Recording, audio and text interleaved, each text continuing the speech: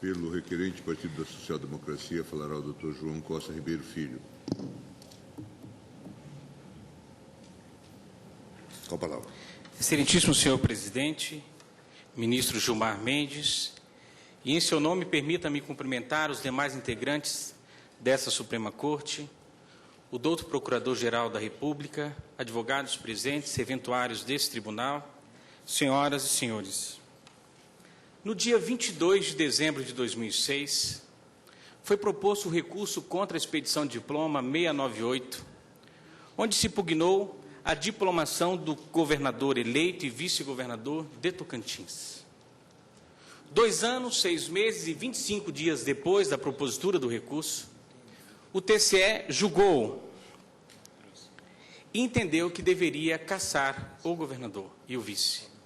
Ambos foram cassados e, no desdobramento do recurso, chegou-se à conclusão que a eleição deveria ser indireta, por maioria, porque nós já estávamos no segundo biênio e a teor do artigo 81, parágrafo 1º, se a vacância do cargo tivesse ocorrido nos 2 primeiros anos, teríamos eleições diretas. E como a vacância do cargo ocorreu no segundo biênio, 6 meses e 25 dias depois, a eleição seria indireta.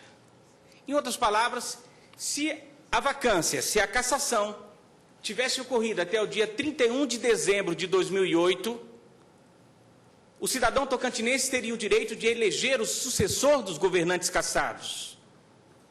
Mas já que não foi possível julgar o recurso até o dia 31 de dezembro, e só no dia 25 de junho, 6 meses depois, aquele direito que o eleitor tinha de eleger, o direito ao sufrágio, ele perde pela demora do prazo, pelo decurso do prazo. E aí teríamos uma eleição indireta. O que eu tenho sustentado é que nós criamos com essa medida uma forma de extinção de direito fundamental. Porque nós temos 2 direitos fundamentais em discussão. Primeiro, o direito a uma tutela tempestiva. E segundo, o direito do eleitor escolher o seu candidato numa eleição direta. E no dia que nós entramos com recurso contra a diplomação, o eleitor tinha esse direito, porque naquele dia sequer tinha iniciado o primeiro biênio de governo. Mas a demora do Poder Judiciário, a demora causada por manobras procrastinatórias das partes, principalmente do governador, do vice, dos vice-consortes, a ponto de juntarem no TSE um caminhão de papel, 250 mil folhas, que levaram tempo para ser autuadas. E se não bastasse, quando o julgamento seria ainda de 2008, alguém subtrai do gabinete do relator os autos do processo, o volume 39. E aí tivemos que iniciar uma restauração de autos, que levou tempo. E naquele dia eu denunciei que eles estavam tentando prorrogar, atrasar, procrastinar para chegarmos ao segundo biênio. Ou seja, havia uma fraude visível, a demora era clara, a demora tinha um objetivo definido. E fiz isso por protesto nos autos por escrito. Mas meu protesto não foi suficiente e nós não conseguimos julgar em 2008, até o dia 31 de dezembro. Ingressamos agora no segundo biênio e o projeto estava pronto. Estava pronto por quê? Porque se nós cassássemos o governador, assumiria o presidente da Assembleia, que é do mesmo partido do governador, e ele se lançaria candidato na eleição e o governador o apoiaria, e ele seria eleito e o poder ficaria na mão do mesmo grupo. Essa era a grande finalidade. E nós não conseguiríamos sair dessa perpetuação do poder. E é o que houve.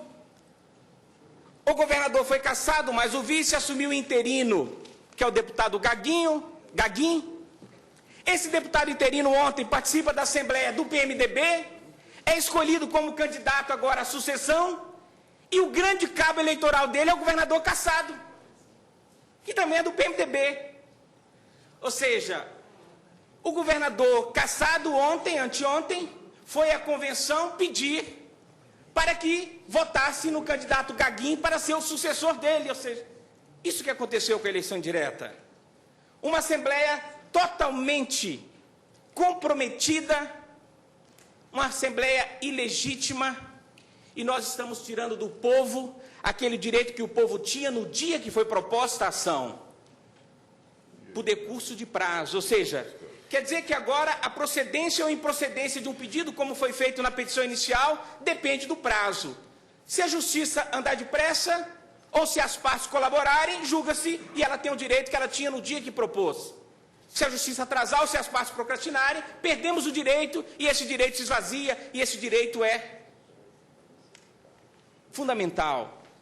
E aqui, não precisaria nem falar, porque vocês excelências dominam muito mais que eu essa matéria.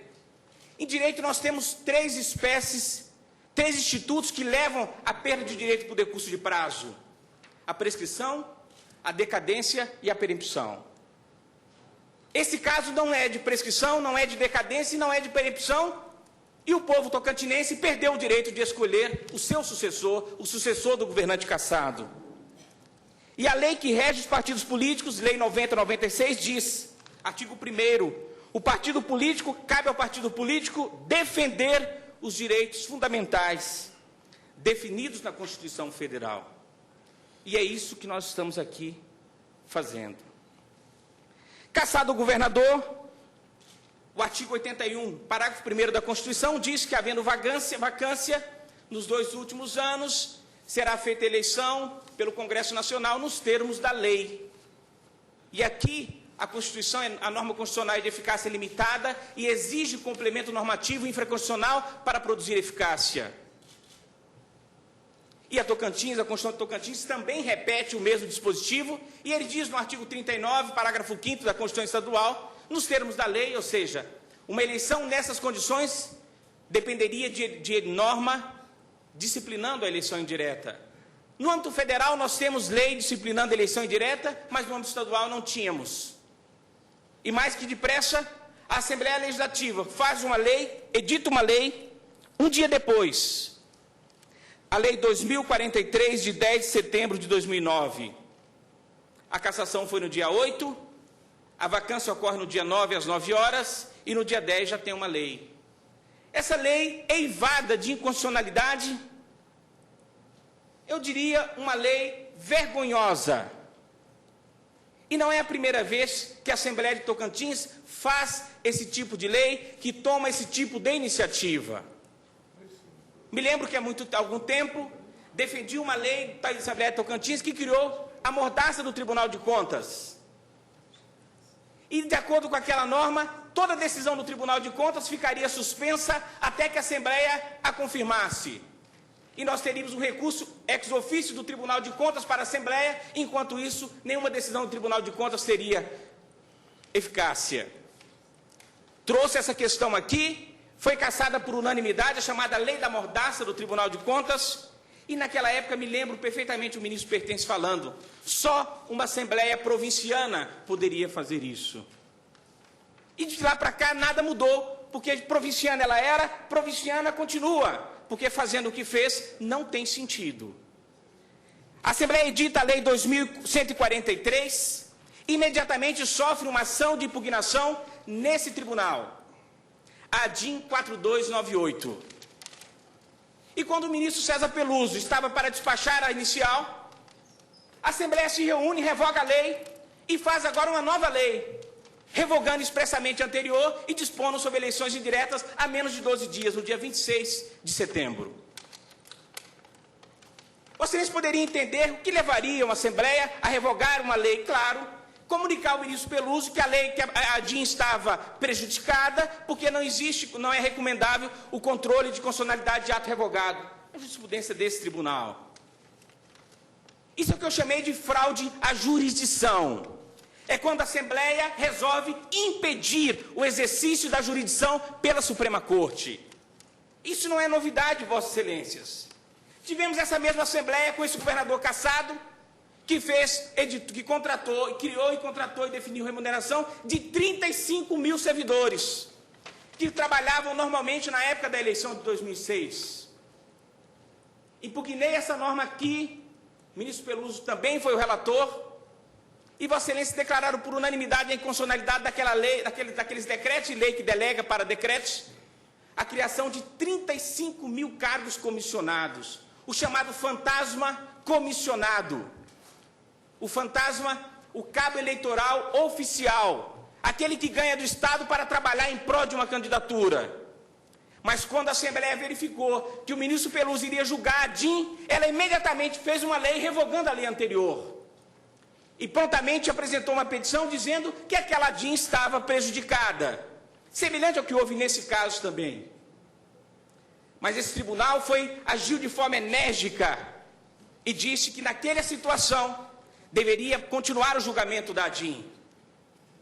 E a Assembleia, que não aprendeu com aquele julgamento, novamente insiste, faça uma lei absolutamente constitucional, e ninguém melhor que o ministro Peluso para falar sobre isso, pelo relatório que acabei de ler, aborda os pontos com precisão, todos os pontos que coloquei, e vai decidir se eu estou certo, se estou errado. E aquela mesma Assembleia agora faça uma nova lei, ou seja, tentando sair daquelas inconstitucionalidades apresentadas na primeira. E ela edita a Lei 2.154, de 26 de setembro de 2009, menos de 12 dias atrás. E já marca a eleição para o dia 8, amanhã, às 8 horas da noite. Pelo visto, tudo lá no Tocantins é um pouco cabalístico. É 8 às 8, e 9 às 9. A cassação do governador ocorre no dia 9 às 9 horas. E amanhã a eleição é às 8 às 8 horas. Tudo místico.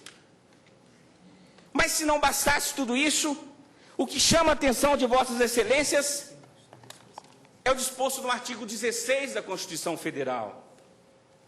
A lei que alterar o processo eleitoral entrará em vigor na data de sua publicação, não se aplicando à eleição que ocorra até um ano da data de sua vigência. Essa redação tinha uma redação originária, do Constituinte originário, depois o Constituinte derivado vem e altera, mas no fundo é a mesma coisa. É o princípio da anuidade eleitoral.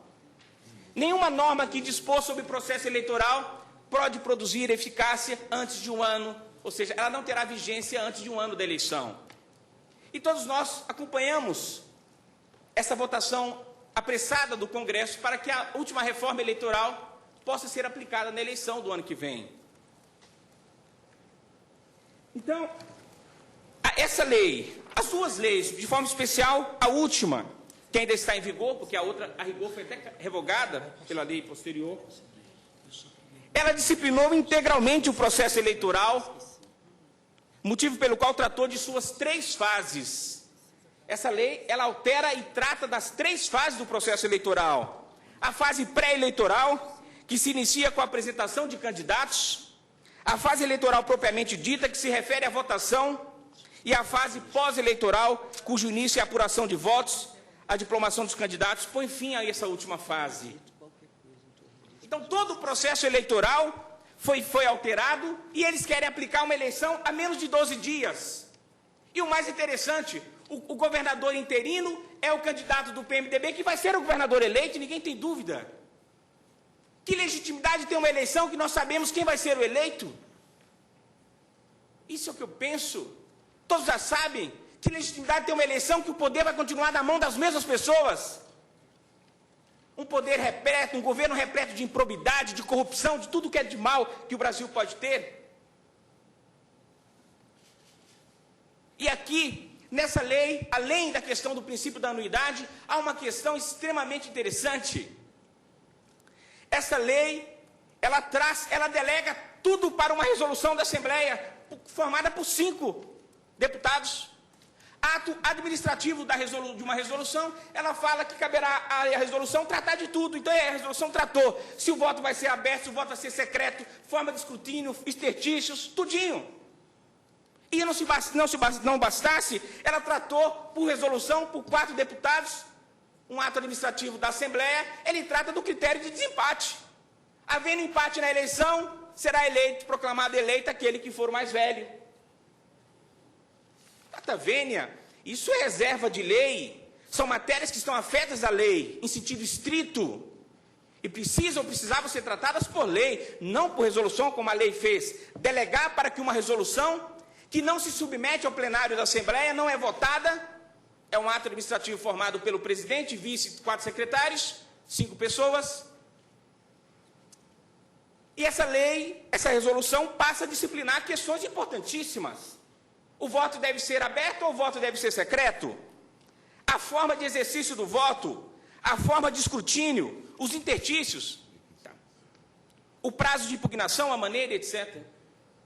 Com essas breves considerações, eu peço a cada um de vossas excelências que conceda e que dê provimento, que acolha o pedido de medida cautelar para suspender a eleição, que mantida da forma que está, se realizará amanhã, 8 às 8 horas. Muito obrigado, tenham todos uma boa tarde.